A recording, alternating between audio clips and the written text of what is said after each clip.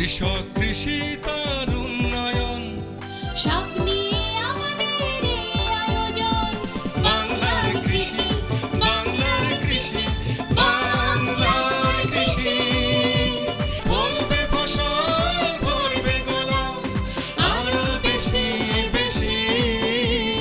বাংলার কৃষি, বাংলার কৃষি, বাংলার কৃষি, বাংলার কৃষি, বাংলার কৃষি।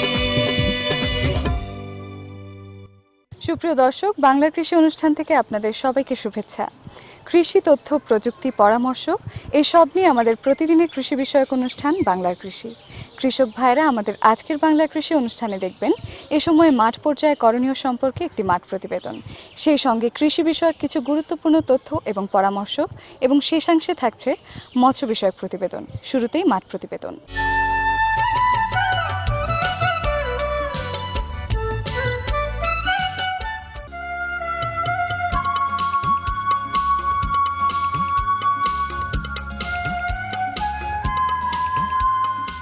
আম একটি সুস্বাদু ফল। বর্তমানে এদেশে আম চাষ যথেষ্ট জনপ্রিয় হয়ে উঠেছে। নানান জাতের আম চাষ করা হচ্ছে।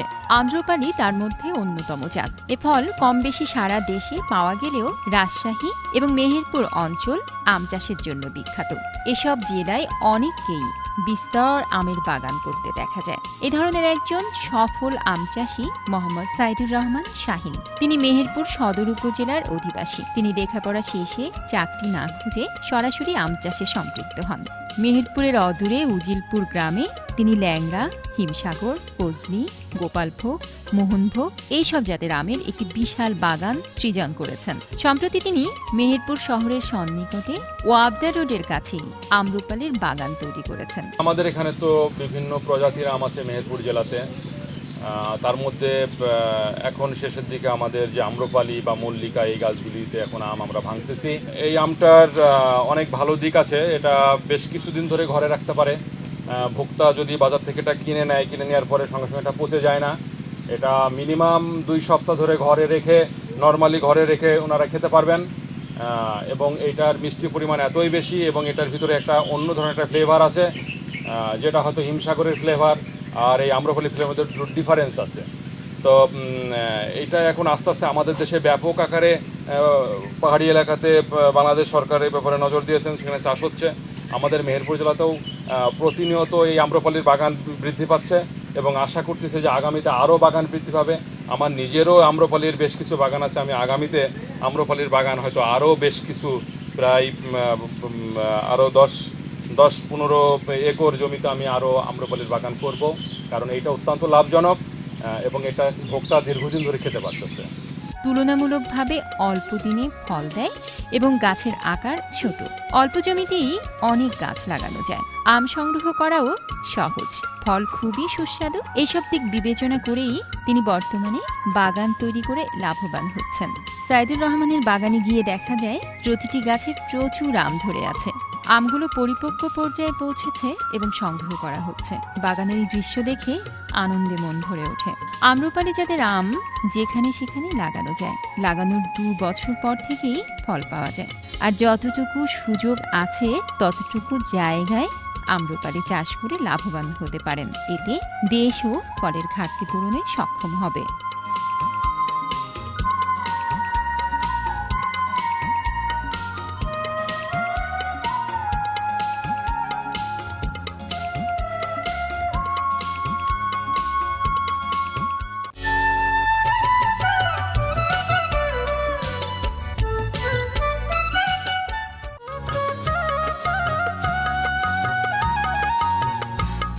সাতকরা লেবু জাতীয় অপ্রধান ফল,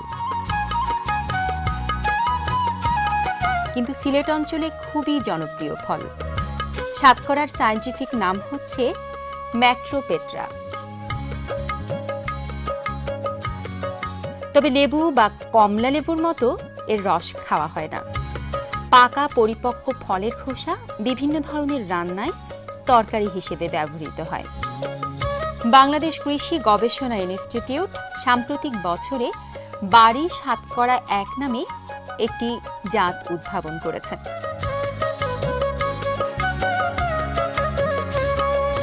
সাতকরা রোপণের সময় প্রতি গর্তে 15 কেজি গোবর, 5 কেজি ছাই, 500 গ্রাম টিএসপি, 250 গ্রাম এমওপি, 250 গ্রাম চুন মাটির সাথে ভালোভাবে মিশিয়ে দিতে হয়।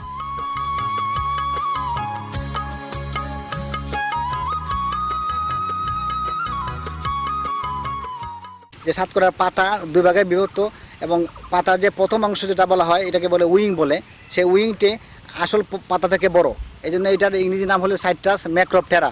ম্যাক্রোটেরা অর্থ উইং, আর ম্যাক্রো মানে বড়, এই পাতা থেকে উইং বড়, এটা একটা বিশেষত্ব। সাতকরা ব্যবহারের ক্ষেত্রে একটা উল্লেখযোগ্য বিষয় হলো সাতকরাকে শুকিয়ে অনেক দিন রাখা যায় এবং সেটা পরে যখন ব্যবহার করা হবে, যখন তরকারি পাকানো হবে, তখন এই যে অরিজিনাল গন্ধ এবং স্বাদ অটুট থাকে সাতকরা। বাংলার কৃষি, বাংলার কৃষি, বাংলার কৃষি। সুপ্রিয় দর্শক, দেখছিলেন বাংলাদেশ টেলিভিশনের প্রতিদিনের কৃষি বিষয়ক অনুষ্ঠান বাংলার কৃষি। এ সময় মাঠ পর্যায়ে করণীয় সম্পর্কে আপনাদের জানাতেই আমাদের বাংলার কৃষি। সঙ্গে থাকুন। এবারে থাকছে স্বাদু পানির মুক্তা চাষ নিয়ে একটি প্রতিবেদন।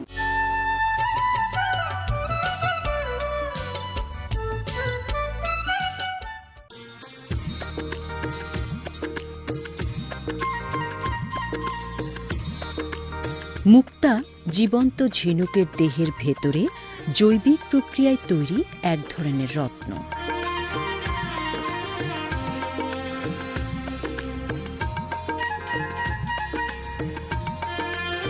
এটি শৌখিনতা ও আভিজাত্যের প্রতীক।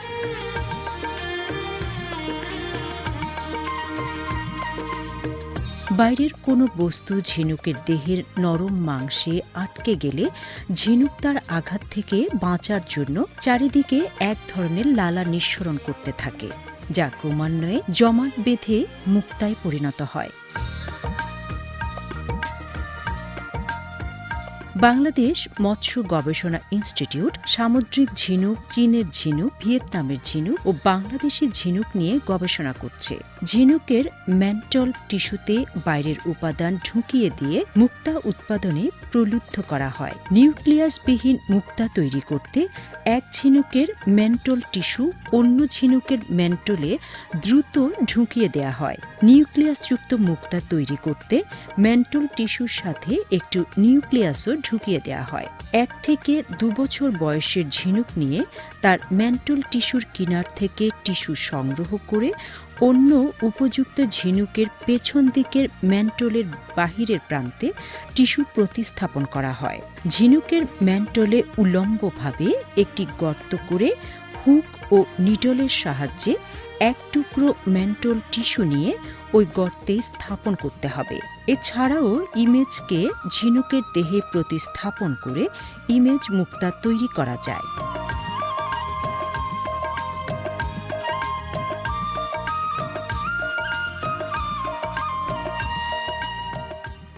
বাংলাদেশে মুক্তা চাষ একটি বিপুল সম্ভাবনাময় বিষয়। আমাদের দেশের যে আবহাওয়া সেটা মুক্তা উৎপাদন এবং মুক্তা বড় হওয়ার জন্য উপযোগী। মুক্তা চাষের যে কৌশলটি এটা আমরা ইতিমধ্যে আয়ত্ত করেছি এবং আমরা গ্রামীণ মেয়েদেরকে প্রশিক্ষণও দিয়েছি এবং আমরা আমাদের ঝিনুকে সাফল্যের সাথে মুক্তা উৎপাদন করতে পেরেছি। এবং সেই সাথে আরেকটি বিষয়, যেটি নতুন একটি মুক্তা, যেটিকে আমরা বলি ইমেজ মুক্তা বা নকশা মুক্তা, যে কোনো ছবিকে মুক্তা আকারে নিয়ে আসা, সেটি আমরা আমাদের ঝিনুকে সফলতার সাথে তৈরি করতে পেরেছি এবং তার কিছু জুয়েলারিও আমরা এখানে প্রদর্শন করেছি। এইটি আমাদের প্রধানমন্ত্রীর নির্দেশ ছিল, আমরা আমাদের দেশীয় ঝিনুকে সাকসেসফুল হয়েছি।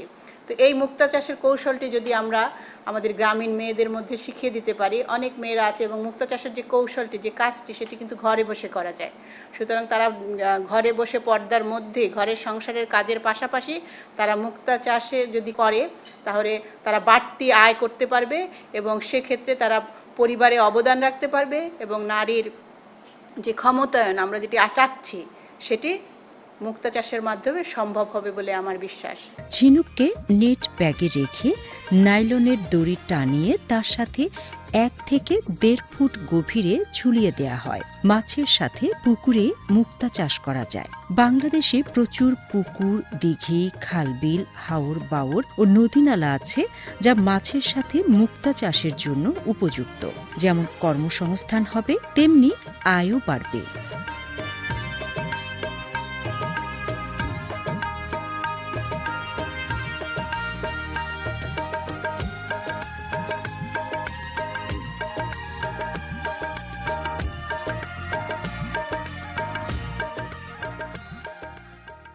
বাংলাদেশে মুক্তা চাষ নতুন হলেও বিশ্বে এটি নতুন নয়। মুক্তা অলংকার আভিজাত্যের প্রতীক, মুক্তা সৌন্দর্যের প্রতীক। গবেষণা ক্ষেত্রে আমরা ইমেজ মুক্তা উৎপাদনে সফল হয়েছি। আমরা যে গুল মুক্তা উৎপাদনে আমরা কার্যক্রম চালিয়ে যাচ্ছি। মাছের পুকুরে একই ব্যবস্থাপনায় মুক্তা চাষ করা যায়। মুক্তা চাষে যে একটু ব্যতিক্রম সেটা হচ্ছে অপারেশন। এই অপারেশন কার্যক্রমে মহিলারা বেশি দক্ষ, এই কাজটা ঘরে বসেই করতে পারবে। এজন্য তাদের আলাদা কোনো খরচ আদি লাগবে না। তাদের ইচ্ছা এবং তাদের দক্ষতা এবং আমাদের কাছে প্রশিক্ষণ নিয়ে তারা যদি ঘরে বসে কাজটি শিখে এবং করে তাহলে তারা নিজেরা স্বাবলম্বী হবে। বাংলার কৃষি, বাংলার কৃষি, বাংলার কৃষি। এরই সঙ্গে শেষ করছি আমাদের আজকের বাংলার কৃষি। বাংলার কৃষি আগামীকাল একই সময় প্রচারিত হবে। আমাদের অনুষ্ঠান সম্পর্কে আপনার যে কোনো মতামত আমাদের লিখে পাঠাতে পারেন। আমাদের লিখবার ঠিকানা প্রযোজক বাংলার কৃষি, কক্ষ নং 222, বাংলাদেশ টেলিভিশন ভবন, রামপুরা, ঢাকা। আমাদের ইমেল নাম্বার banglarkrishi@ais.gov.bt। আমাদের ফেসবুক আইডি বাংলার কৃষি। আপনারা ইচ্ছা করলে আমাদের অনুষ্ঠানটি ইউটিউবেও দেখতে পারেন। আজ এ পর্যন্তই, সবাই ভালো থাকবেন। আল্লাহ হাফেজ। কৃষক কৃষি তার উন্নয়ন, স্বপ্ন